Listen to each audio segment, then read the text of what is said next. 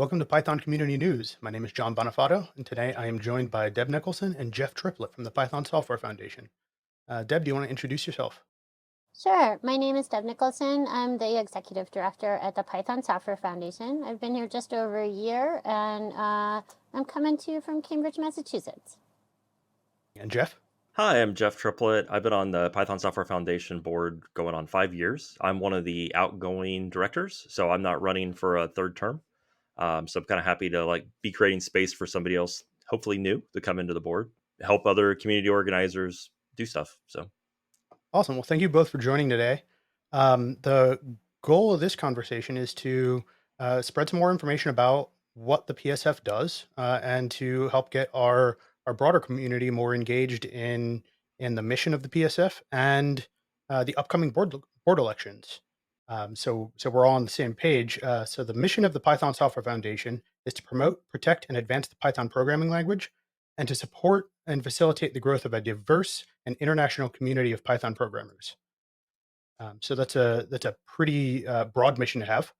And the first question I have is really, what does this look like? What kind of activities fall under this mission at a high level from the point of view of the PSF? Well, probably the easiest part there is we manage a lot of the infrastructure for the Python programming language and a lot of the like actual servers for PyPI and things like that. So that's like the very most basic, but we also look at a lot of different like intellectual property issues. We've been spending a lot of time thinking about how to make sure that the experience, both like on the Python side and the packaging side, is secure and, not serving up things that people don't want on their computer. And so, that's very nuts and bolts. No one's surprised about that, I think. The supporting the community of diverse and global programmers is a little bit bigger and wider and is continuing to evolve.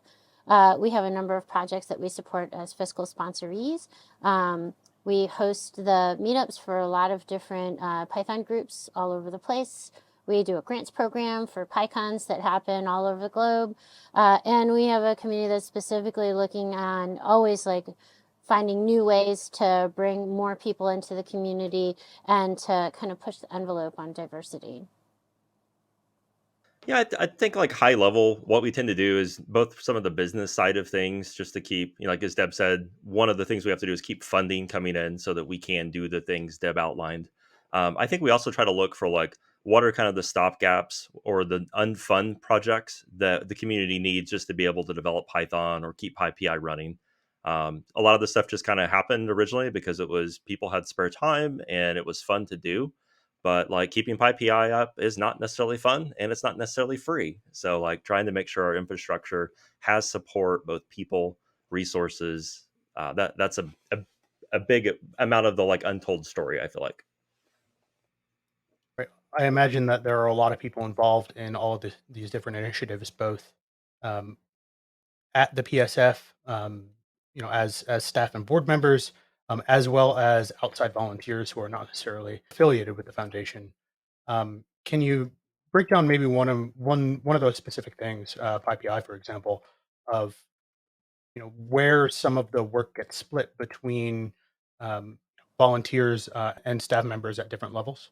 Yeah, I would say as much as possible, like as the PSF has been growing, we try and put the, have to be in the office all the time kinds of response time things onto staff. So E. Durbin is our director of infrastructure. They do all of the stuff that folks don't want to do that has to be done. They manage a lot of the relationships that make sure that we have like credits for continuing to serve this massive infrastructure. They are joined by a couple of other admins on PyPI side, so Donald and Dustin. And then, of course, there are a number of other people who have cycled in and out over the years that have contributed this or that or been more interested in seeing certain kinds of improvements go upstream on the packaging side. And there probably, that's just the first step. There will be more things that come and more people that participate in things going forward.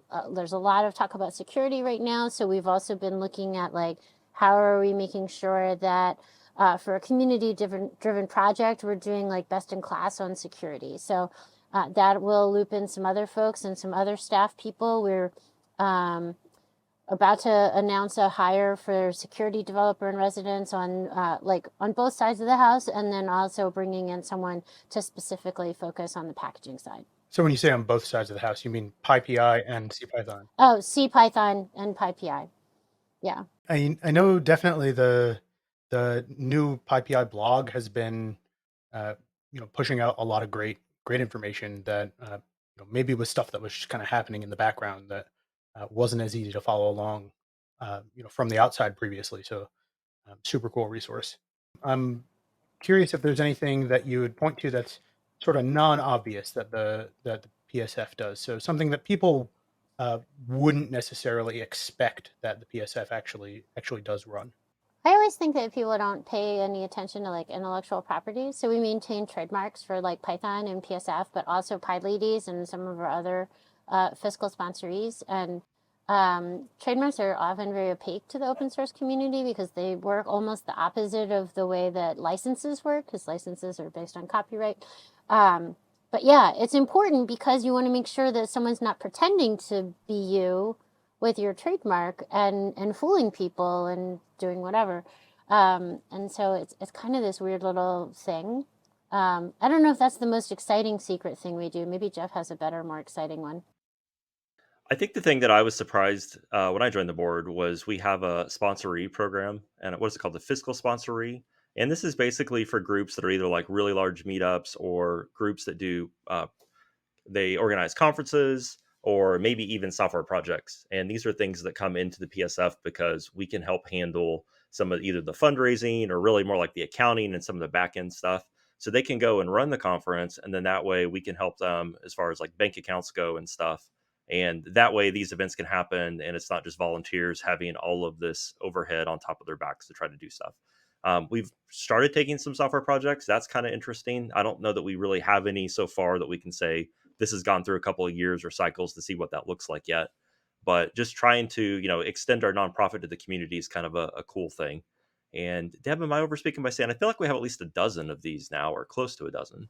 Yeah, it depends on if you count the whole Global Federation of PyLadies chapters as one or like 300, but somewhere around 12 is probably correct. 12 to 312 is pretty good. Yeah, right. I know. There's a page. I'll give it to Jon and he can share it Yeah, here if he certainly. likes. And do you consider the meetup program to be under that umbrella as well, or is that kind of a separate thing? A couple of the meetups are large enough, like the Boston Python meetup, which is my home meetup, is large enough to have been a fiscal sponsoree in its own right. Especially before the pandemic, like the Boston Python meetup was having 2 and sometimes 3 meetings a month of like 100 people or more with a wait list and buying a ton of pizza and taking like a sponsor for each of those. And so that's a lot to put in your personal checking account and explain to the IRS why you're buying and giving away pizza every month.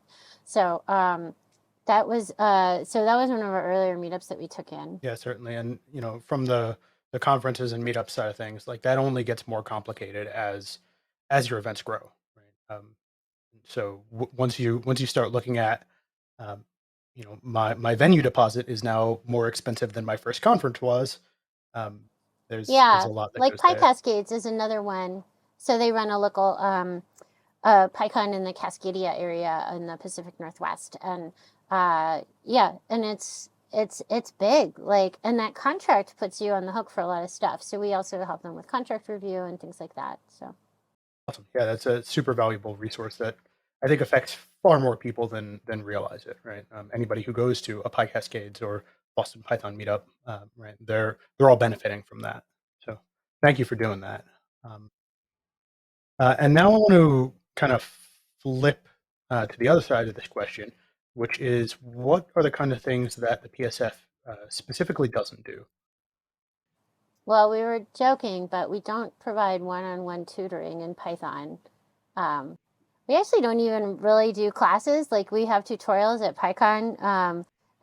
If you look at the direct messages on our Twitter account, that message seems to not have gotten anywhere because we get daily, like, teach me Python. That may be something we could do in the future. Probably not one-on-one on Twitter. Please don't DM us about Python lessons. But that's one thing I think people are surprised we don't do. We also don't tell the community like what to put in or not put in on the PEP side. So like people tell me like what they use Python for, which is nice, and then they tell me what they'd like to change or get added to Python, and I'm like, oh, I can't make people do things. The community has a whole process where, a PEP is proposed and then it's discussed, and then they look at like the, viability and what else it would change and what else it would affect, and then if there is like consensus, then it gets added to the language. My vote means nothing, so I can't put PEPs in for you. Yeah, neither can the board. So there's no control. We don't tell CPython what to do. We sometimes help them if they want to try to like get funding or something to have a a meetup or something where they all want to, if they want to bring everybody together. So we try to support them, but we're not writing code. I've never looked at a line of C code the entire time I've been on the board, or any other related to do with the language. So that's kind of a big thing, is that there is that separation and stuff. So if we can help them with intellectual and resources, then sure. Developer in residence is a big thing, being able to provide that. So other things that we don't do, I think the education one's pretty big. I think people sometimes struggle with what the PSF is as far as properties go too. So when you look at like on GitHub, what's in the Python org or the PSF org, these are things that are under, our like purview. But just because something is on GitHub that uses, or GitLab, any third party service, just because it uses Python doesn't mean that it has anything to do with the PSF directly, or that's something that's within our control, or if somebody is being negative or bad on like GitHub or something. So that causes confusion sometimes because people can be jerks. Anybody can sign up for accounts on these things, and sadly, people have a lot of opinions. So And are there any aspects that you being the PSF would like to do, but that are difficult to do because of the structure of the foundation? If by structure you mean funding, I have a very long list. But if I by mean, structure certainly. you mean, yeah, I mean, I would I would love to have somebody whose job it was to just go to local PyCons and talk to them about resources, and maybe run like Hackfest on translating documentation into like 100 different languages. Like that would be amazing. We don't have the money to hire that person or fly them all over the world. And probably need to be more than one pretty quickly. But so that would be amazing. There, I would say there are other things like infrastructure projects that were like, well, maybe we'll get, circle back around and jazz this up a little bit more, add more. We've been talking for a few years about like doing a PyCon in a box. If I could put 2 people on that, we could, develop more quickly a whole suite of tools for people to use at other PyCons or other open source events. Maybe we could have someone answer all those questions about tutoring on Twitter. I don't know. But yeah, it's that's one thing. The other thing I think that people don't know is that we're a nonprofit charitable organization, like in the U.S. parlance, like a 501c3. So the same as like a school or like a hospital, or like like a service kind of organization. And so we can't do any advertising. So if you want us to like say loudly like we use triplets whatever, and you should too, like we couldn't advertise for Jeff's business or anything like that. And we also don't lobby. So like occasionally it's like, oh, would you be able to go down and tell that senator what for? And it's like, not as the PSF, like as individuals, anybody of course is welcome to do what they want. But charitable organizations aren't supposed to lobby. So there's like money, and then there's like being a nonprofit. If any other ones you wanted to point out there? yeah, this is where I'll not get on my soapbox fully. I think there's definitely limitations to what a U.S. nonprofit is, and I think we have needs that we do need. Like in the past, if we needed legal or something, we have to find people who have certain skill sets that the board just needs to function. We have the business itself, the nonprofit. I say nonprofit and business. That's kind of same thing is what I mean by that. Those functions get served because we'll pay somebody to do those roles. But if we need somebody who understands the internals of how like certain things work, those skill sets are what sometimes we'll give thoughts on or say like it'd be really nice to have somebody on the board that has this skill set. Um, I think that just is a little bit of a stopgap of things you need to have a U.S. nonprofit and be well rounded. We also need global representation, and I think that's kind of hard sometimes to really get representation. Like it sounds good in theory, and it's all something that we want. But my soapbox is I think we have to look at the shape of what we have at the PSF, and we have to at some point try to figure out how we always make sure that certain parts of the world have representation. And so the way things are structured today, um, when you go to vote, I hope you look for people that maybe aren't all in North America, maybe aren't all in Europe, and you try to like look for people who bring something that you don't see represented in the community and help grow these areas, because it's very, very critical to development of some countries, especially to have representation and see people like them who they can learn from and then replace them someday in these positions and stuff. So short Mhm. soapbox, but love to go into that for 20 minutes at another time. We'll have you back on in a future episode for it. Yeah. Okay. Deb, you brought up something that I think is super interesting as someone who spends a lot of time at Python conferences. Right, the idea of somebody going around conference to conference, spreading the word about what the PSF can offer. I'm really interested to hear, right, what would it take for that kind of role to come to exist? I mean, the kind of dedication, there are some things that like volunteers can do, and I know we're going to talk about that later. And but I wouldn't ask a volunteer to like travel 200 days out of the year, like going from country to country, like eat, sleep, breathing PyCons everywhere. That would be, I I can't imagine I can't imagine a volunteer wanting to do that. Um, so it's yeah, and also I think we're dedicated to like being a good and humane workplace too. So like, not paying people for work is not our jam for that kind of level of dedication. Yeah, and so right, I'm going to imagine some mythical sponsor out there who says yes, I want to see this happen. Right, what would be the actual practical steps for them to come to you and say, I'd like to sponsor this role? Oh, if you want to write a check for like 300K, you can always email me at deb@python.org. I mean, they got to fly, right? And they're going to stay in hotels. So, yeah. Anyone who's interested in donating that kind of money to grow the global Python community can just get to me on my personal email. And Jeff, I'm gonna circle back to something you said a couple of minutes ago, which is voting. So at the time of recording, we are just about 2 weeks away from voting opening for the PSF board nomination elections.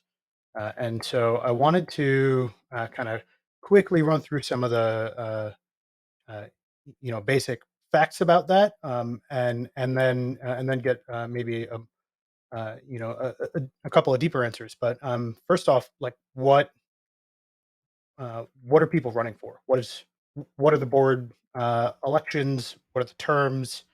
Who can run? That is the hardest one, and I know we have different classifications of members. I'm not going to try to break down, but I believe it's open to anyone, isn't it, Deb? Yeah, I think to be nominated, you have to be some kind of a member. But basic membership is free. I'm gonna throw Yeah. that out there. So But to vote, you have to be either contributing, managing, or supporting. And contributing and managing are volunteers, and supporting is a financial membership. And the financial membership used to be $99 or more a year. And we recently changed that at the end of last year to make it more accessible to places where $99 is just a lot of money, or to people who are, for whatever reason, $99 is a lot of money for them right now, so that it can be 25 or more. Any place between there and 99 is an acceptable base amount for supporting membership, and supporting is the paid.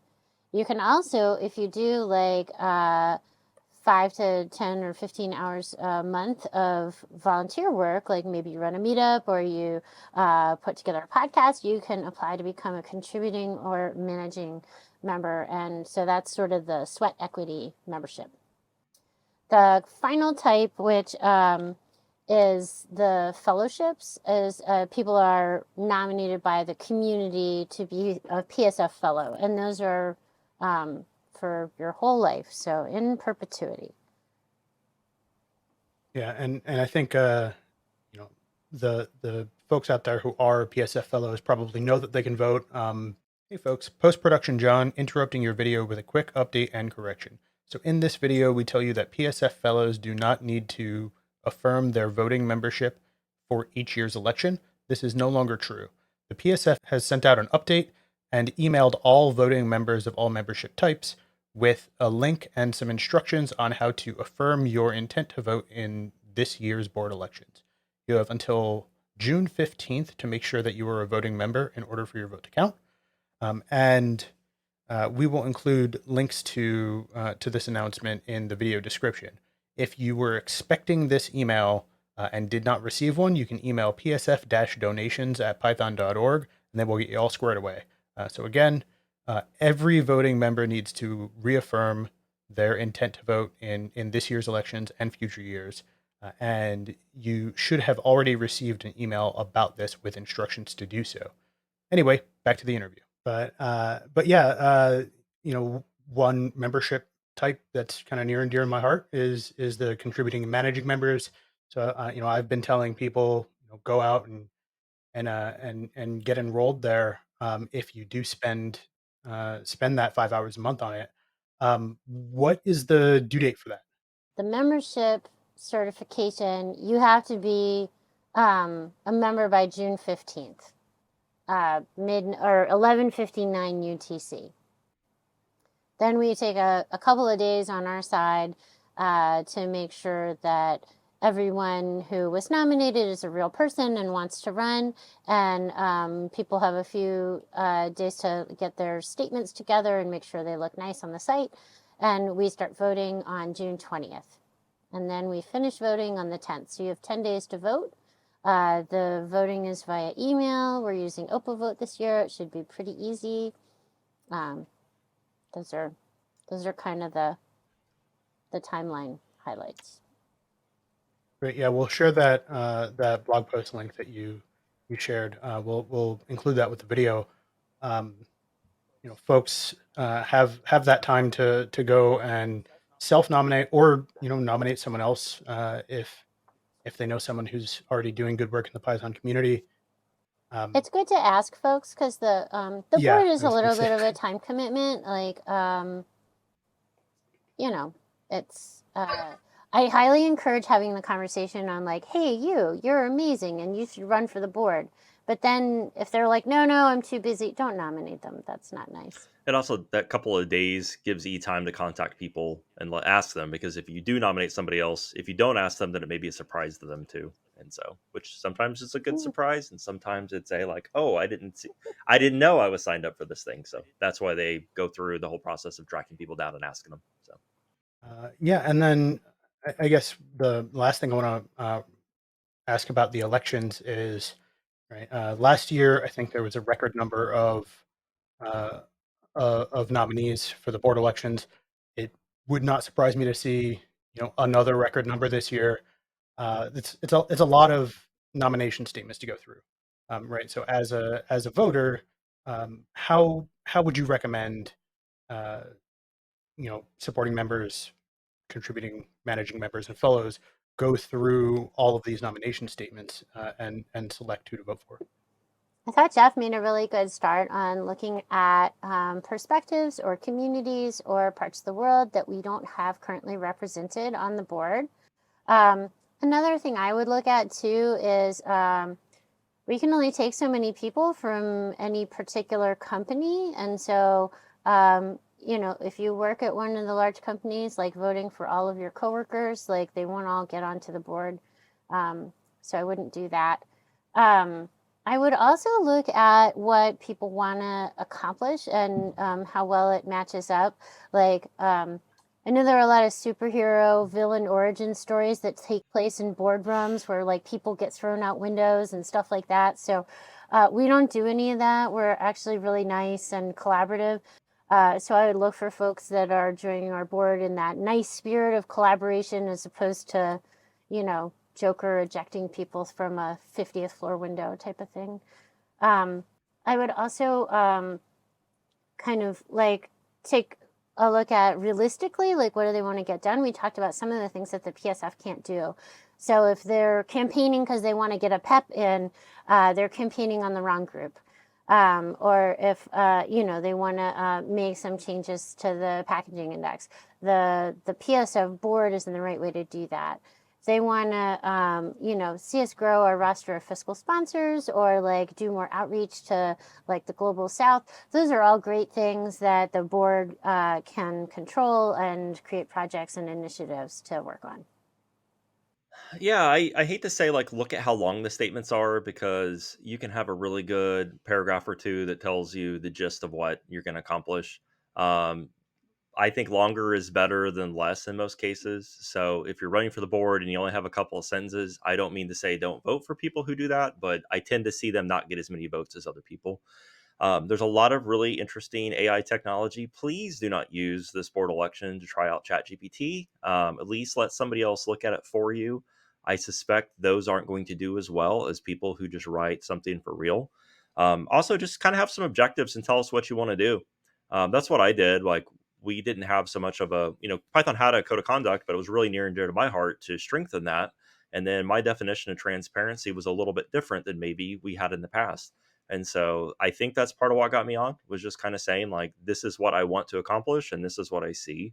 And so, as you're reading through these things, I would look for those and say, like, I identify with this person that maybe wants to help with events or help with education.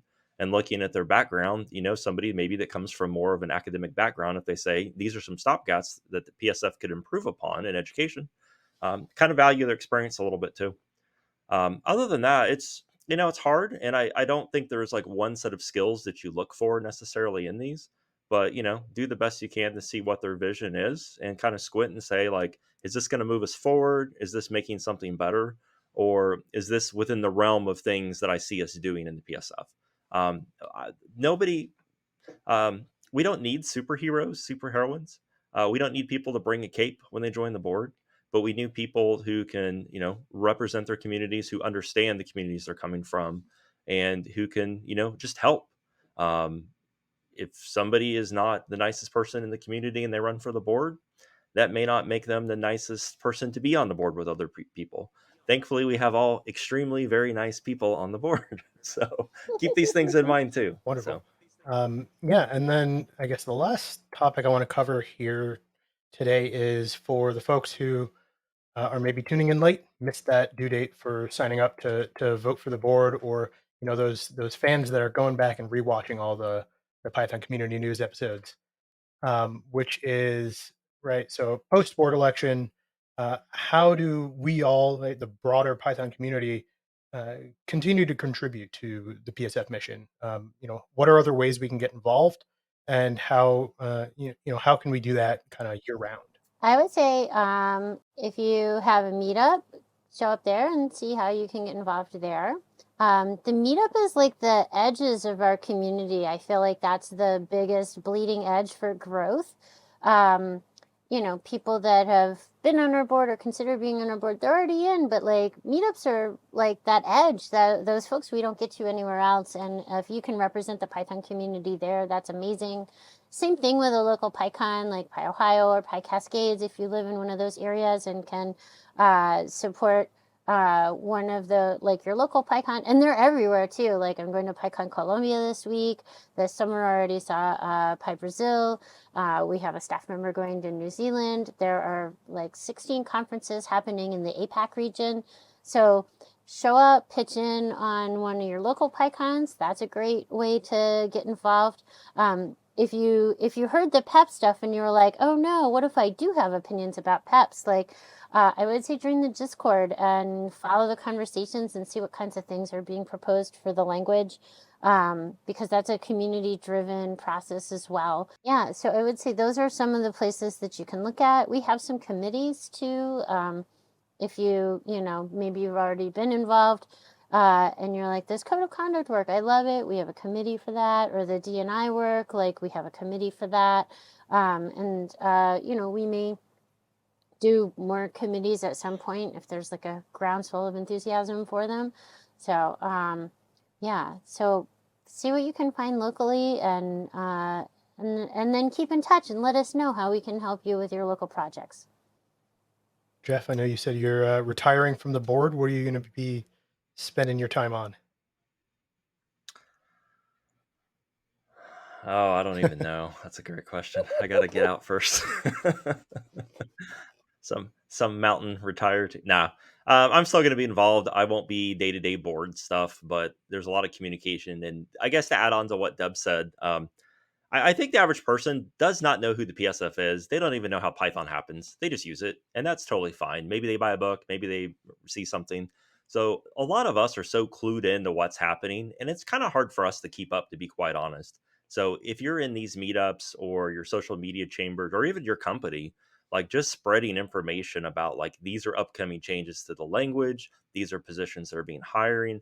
I think any of that you can bring in, even if it's a meetup, and if all you're doing for 5 minutes each time is just updating on all the stuff that's coming out of the PSF, or like the Django community, Fast API community, whatever communities you're using for your stuff. If just one person brings that information to your company or to your meetups, then that really helps spread the word and stuff, so people really understand what the PSF is. Some companies probably don't even know that they could theoretically write us a check, and that's something that I want to see grow in awareness, and hopefully this new communication rule helps with. So advocating for your company and meetup is just really huge, and that helps spread our message. As far as retirement goes, yeah, more communication stuff. I run a newsletter called Django News too. It's been kind of a fun way to distill information into like Django focused communities. So all these are good things. Is there anything else that you'd like to share with the community at this point? I know there are a few different job roles open right now, and we'll link all of this in the description of the video and stuff. Yeah, we have a community events coordinator role open. That person would work in conjunction with our program manager on PyCon US, and then to some degree support some of the things that we have in common for events. And then we have a community communications manager, and that is doing communications with the community, but also about the community. And so that one, the first one is open to US folks only. It involves a lot of travel within the continental US. And so just having someone from outside the country do that isn't feasible. But the communications role is open to anyone who has a significant overlap with the US working day. So that is open. We mentioned it at PyCon like in April now, but we are going to be pretty soon posting a deputy developer in residence. So the CPython developer in residence, Wukash Langa, is going to have a second, slightly more junior developer in residence working with them on all the CPython stuff.